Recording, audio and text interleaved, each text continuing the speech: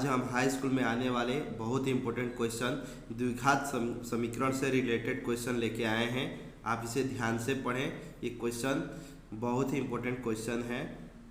जैसे कि आप देख सकते हैं, पहला क्वेश्चन है आपका, यदि द्विघात समीकरण x square minus 2kx minus 6 equal to 0 का एक मूल दे दिया है 3। यह आपके पास पहला मूल दे दिया है। तो कह रहा है कि k का मान निकालिए। ये k का मान हम लोगों को निकालना है। तो हम देख रहे हैं कि हमारा एक मूल यानी कि x का वैल्यू दे दिया है 3। लिखेंगे कि चूंकि समीकरण का एक मूल 3 है, इसलिए x बराबर 3 समीकरण में रखने पर x का मान 3 हम इस समीकरण में रख देंगे। जहाँ पे x है वहाँ पे हम 3 रखेंगे। तो x के जगह पे हम 3 रखेंगे, स्क्वायर है यहाँ पे स्क्वायर लिखे हैं, माइनस 2k इंटू एक्स का वैल्यू है 3 रखेंगे, माइनस 6 इक्वल टू 0। जब 3 का स्क्वायर करेंगे तो ये आपका हो जाएगा 9। 2 से 3 में गुणा करेंगे तो आपका 6k होगा, माइनस 6 बराबर 0 के। अब हम देख रहे हैं कि 9 में से 6 को जब घटा रहे हैं तो आपके पास 3 बचेगा, माइनस 6 के है, माइनस 6 के लिखेंगे, या 6 को इधर लाएंगे तो आपका हो जाएगा 6k इक्वल टू 3 या k इक्वल टू 3/6। इसको हम कटा सकते हैं, 3 1 जा 3 और 3 2 जा 6, यानी कि k का मान आपका हो जाएगा 1/2। लिख सकते हैं कि अतः k बराबर 1/2। k का मान हमको ज्ञात करना था, यहाँ आपका k का मान निकल गया 1/2। इसी प्रकार आपके पास दूसरा क्वेश्चन है। ये भी क्वेश्चन काफ़ी इंपॉर्टेंट क्वेश्चन है परीक्षा की दृष्टि से। ये क्वेश्चन काफ़ी आने वाले क्वेश्चन है। दूसरा क्वेश्चन है कि द्विघात समीकरण 4x square plus 3x plus 5 equal to 0 के मूल क्या होंगे। इसके मूल हमको ज्ञात करना है। तो सबसे पहले हम इस समीकरण को हम ax square plus bx plus c equal to 0 से हम तुलना करेंगे कि a का मान क्या है, b का मान क्या है और c का मान क्या है। क्योंकि जब तक हमको a, b और c का मान नहीं मालूम रहेगा तो विविक्तकर d का मान हम लोग निकाल नहीं सकते हैं कि मूल कैसे होंगे। तो हम तुलना कर रहे हैं इस समीकरण को x square plus b x plus c equal to 0 से। ये हम तुलना कर दिए। तो देख रहे हैं कि a का वैल्यू है 4, यानी कि a की जगह पे 4 है, b की जगह पे 3 है और c यानी कि अचर पद का मान है 5। तो आप लिखेंगे a equal to 4, b equal to 3, c equal to 5। अब हम निकालेंगे विविक्तकर, d निकालेंगे, जिसको हम विविक्तकर बोलते हैं। यह आपका विविक्तकर कहलाता है। इसको हम कैपिटल D से डिनोट करते हैं और d का वैल्यू होता है b स्क्वायर माइनस 4ac। यही हमारा विविक्तकर होता है। इसी को हम निकालेंगे कि हमारा मूल कैसा होगा। तो आप लिखेंगे कि b स्क्वायर माइनस 4ac, जहाँ b का मान रखेंगे 3 का स्क्वायर लिखेंगे, माइनस 4 गुणे a का मान है 4 और c का मान है 5। यह आपका 3 का स्क्वायर हो जाएगा 9। यह आपका 4 का 16 5 80 हो जाएगा। जब 80 में से 9 को घटाएंगे तो आपके पास आएगा माइनस 71। अब यहाँ देख रहे हैं कि हमारा जो b स्क्वायर माइनस 4ac है माइनस में है, जो कि 0 से छोटा है। लिखेंगे कि चूंकि b square minus 4ac less than 0, यानी कि b स्क्वायर माइनस 4ac 0 से छोटा है, इसलिए समीकरण के जो मूल होंगे अधिकल्पित या काल्पनिक, इसको बोल सकते हैं कि काल्पनिक होंगे।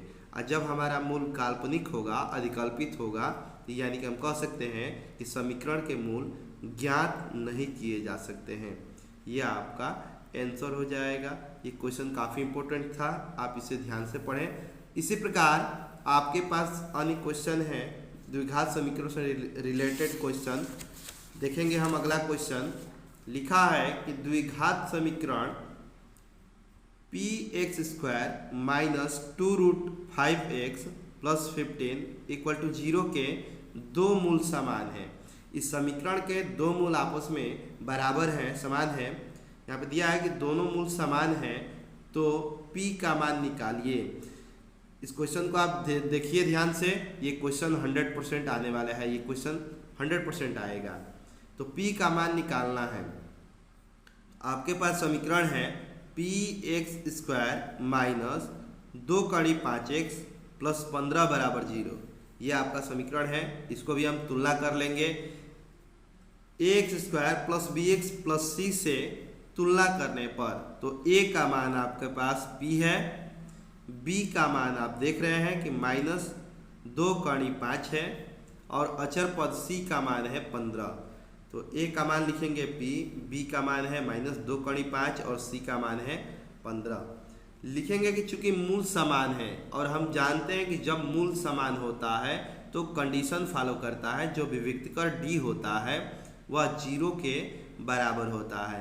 d हमारा 0 के बराबर होगा, यानी कि d b² माइनस 4ac के बराबर होता है। d इक्वल टू होता है b² minus 4ac equal to 0। मूल समान है तो ये हमारा कंडीशन फॉलो करेगा। तो हम लिखेंगे कि b² minus 4ac equal to 0, क्योंकि हमारा मूल समान है। b की जगह पे हम रखेंगे माइनस 2 कड़ी 5 का स्क्वायर है तो आप स्क्वायर लिखेंगे, माइनस 4ac है तो 4 इंटू a का वैल्यू है p तो p लिखेंगे, c का वैल्यू है 15 तो 15 लिखेंगे इक्वल टू 0। माइनस 2 कड़ी 5 का स्क्वायर करेंगे तो माइनस 2 कड़ी में 5 गुणे माइनस 2 कड़ी में 5, ये आपका स्क्वायर हो जाएगा। इसका -2 से -2 में मल्टीप्लाई करेंगे तो माइनस माइनस प्लस, यानी कि 2 से 2 में करेंगे तो आपका 4 और √5 से √5 में करेंगे तो 5, यानी कि आपका स्क्वायर हो जाएगा इसका माइनस 2 कड़ी 5 का स्क्वायर 20। तो 2 कड़ी 5 का स्क्वायर की जगह पे 20 लिखेंगे। 15 से जब 4 में गुणा करेंगे तो आपका 60p है, यही हमारा 0 के बराबर होगा। 60p को इधर लाएंगे तो पॉजिटिव में होगा। 60p बराबर 20 या p बराबर लिखेंगे 20 बटे में 60। 20 यहाँ 60 3 बार में कट जाएगा, यानी कि p का वैल्यू आ जाएगा 1/3। अतः लिखेंगे कि p बराबर 1/3, यही हमारा p का मान है। ये हमारा आंसर है। ये क्वेश्चन काफ़ी इंपॉर्टेंट था, आप इसे ध्यान से पढ़ें। ये क्वेश्चन 100% आने वाला है। और इसी आधार पे एक और क्वेश्चन है द्विघात समीकरण से रिलेटेड, ये भी क्वेश्चन काफ़ी इंपॉर्टेंट है। देखिए क्वेश्चन लिखा है कि द्विघात समीकरण ज्ञात करना है।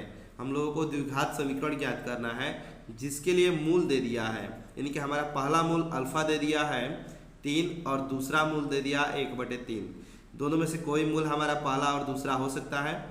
तो हम मानेंगे कि समीकरण जो है उसका पहला मूल अल्फा बराबर 3 दे दिया है और दूसरा मूल बीटा बराबर 1/3 दे दिया है।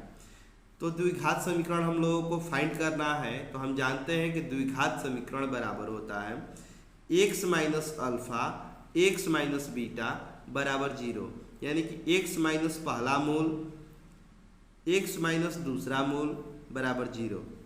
अब हम अल्फा का मान रखेंगे 3, क्योंकि ये हमारा पहला मूल माने हैं।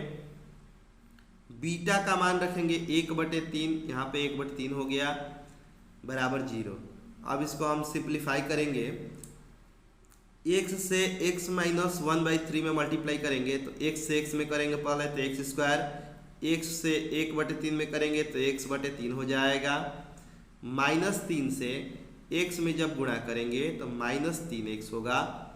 माइनस से माइनस में गुणा करेंगे प्लस, 3 से 1/3 में गुणा करेंगे तो आपका हो जाएगा 3/3। इसको हम कटा सकते हैं एक बार में। अब हम देख रहे हैं एक बार में कट गया ये। अब हम इसके नीचे भी कुछ नहीं है तो 1 है, इसके नीचे भी कुछ नहीं है तो 1 है। इन सब का एलसीएम ले लेंगे 3। तो ये आपका हो जाएगा 1 से 3 बार जाएगा, 3 से जब गुणा करेंगे तो 3x² माइनस ये 1 बार जाएगा, 1 से इसमें गुणा करेंगे x, इसमें भी 3 बार जाएगा, 3 के 9x होगा और 3 एकम 3 हो जाएगा। अब हम यहाँ देख रहे हैं कि -x है, -9x है, तो -9x और -x बराबर हो जाएगा -10x। ये आपका ऐसे ही हो जाएगा 3x² -10x + 3 = 0। 3 से जब हम क्रॉस मल्टीप्लाई करेंगे 0 में, तो 3 से 0 में गुणा करेंगे तो आपका 0 हो जाएगा। यही हमारा द्विघात समीकरण है। 3x² माइनस 10x प्लस 3 बराबर 0, ये आपका द्विघात समीकरण, ये आपका हो जाएगा द्विघात समीकरण। और ये क्वेश्चन काफ़ी इम्पोर्टेंट है, इसे आप पढ़ें, समझें और हमारे अगले वीडियो के लिए हमारे चैनल को लाइक कीजिए, सब्सक्राइब कीजिए और कमेंट कीजिए। Thank you.